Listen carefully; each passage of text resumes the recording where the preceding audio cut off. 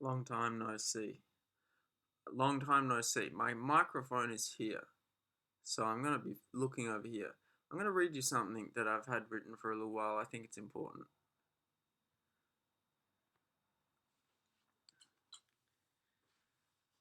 People of Earth. The time for individual action on a global scale has come. Contemporary science speculates that modern humans, Homo sapiens, have existed. I just go like this because that's the science name. I'm not trying to say like it's not Homo sapiens. We have existed as Homo sapiens for approximately 100 to 200,000 years, and it has taken us that 100 to 200,000 years up until 1960 AD, just 60 years ago, to reach a human population of 3 billion people. And then in a subsequent 60 years from that point, we find ourselves just shy of 8 billion people, approaching 9. So this is the first key piece of information I want to pass on. Our global population is entering drastic stages of exponential growth. What initially took almost, well, we speculate 100, 200,000 years populating the Earth with that concurrent 3 billion humans has reached a point of growth where that very same population has nearly tripled in a mere 60-year period in comparison with 100,000 minimum. And this happened in less than a single lifetime. People live 60 years. People were born in the 1960s. Before the 1960s.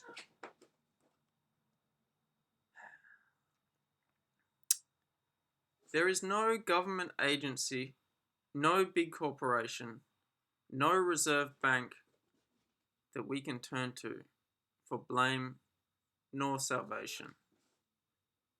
No sole entity or corporation can save us from our global human predicament. It is for that very reason that today I speak of an individual matter. For there is no action other than individual action, united on a global scale, that can hope to lift us from our current state. Now, appeal to a quote here from Jordan Peterson. The answer to the problem of humanity is in the integrity of the individual.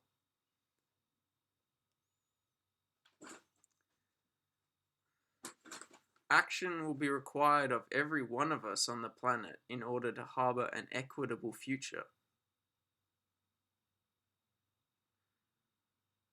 That action can be summed up in 2 words: reduced consumption.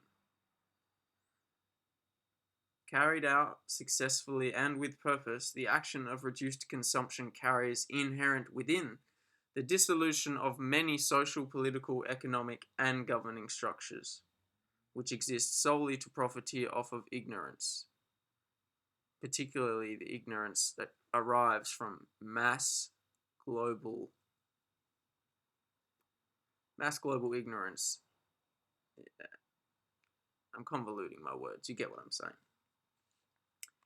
We can seek no hope in salvation outside ourselves, for it stands with each of us the responsibility to guard life on this earth, and the earth itself, for from it we have come and are still a part.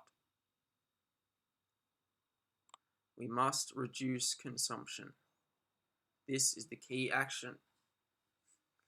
Every single human being manifest on this planet at this time must begin to implement reduced consumption. Otherwise, we're not going to make it.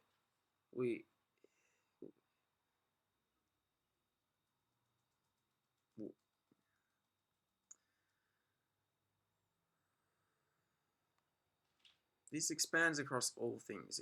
It expands to products that are inessential, plastics, vanity products, mass-produced items from China, paid by, particularly by the undermining of Chinese people's human rights. The world has turned its back for too long on our Chinese siblings.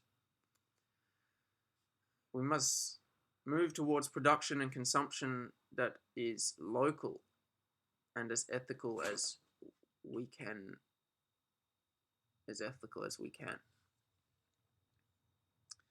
Uh, we should reduce consumption of highly processed food, particularly synthesized sugars and mass-farmed meat. We should eat lean meat over fatty meat.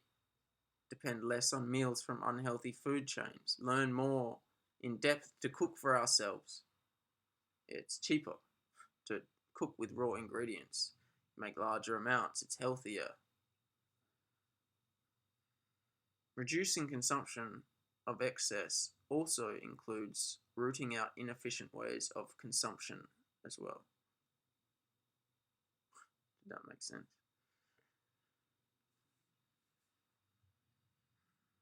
We must also reduce our consumption of mass media. Allow yourself to take in a balanced view on what is happening in the world. In the same way that you wouldn't eat just sugar, you should not allow your understanding of the world to come from just a single source. Small communities are the future of sustaining civilization.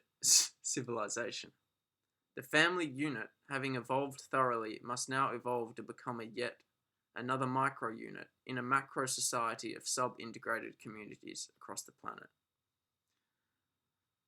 I'm sorry if I get a bit wordy. I can tend to get convoluted. We must work within our means and allow those means to grow via the interconnectivity of community, rather than seeking loans at the cost of interest and further debt that separate us even more so from our brothers and sisters, because we no longer depend on them. We depend on external agents. Currency, as we know it, must be re-evaluated, and in doing so, we must realign our values with what is truly important.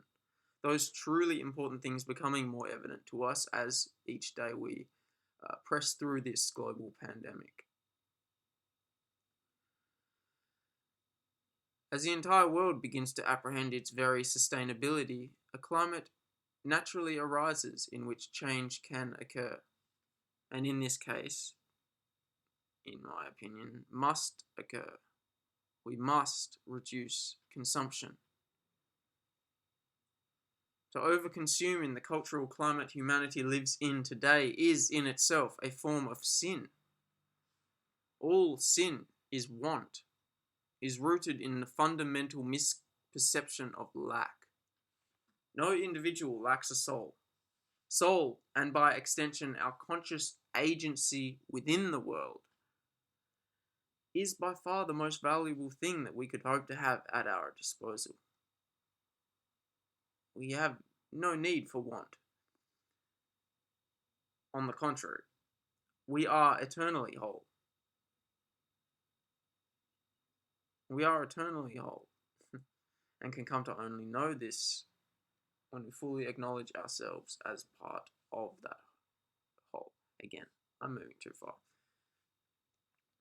We exist in a balance, and in its name, the negative action of reduced consumption must also be balanced with positive action. Increased production, particularly the production of value. Increased production of value.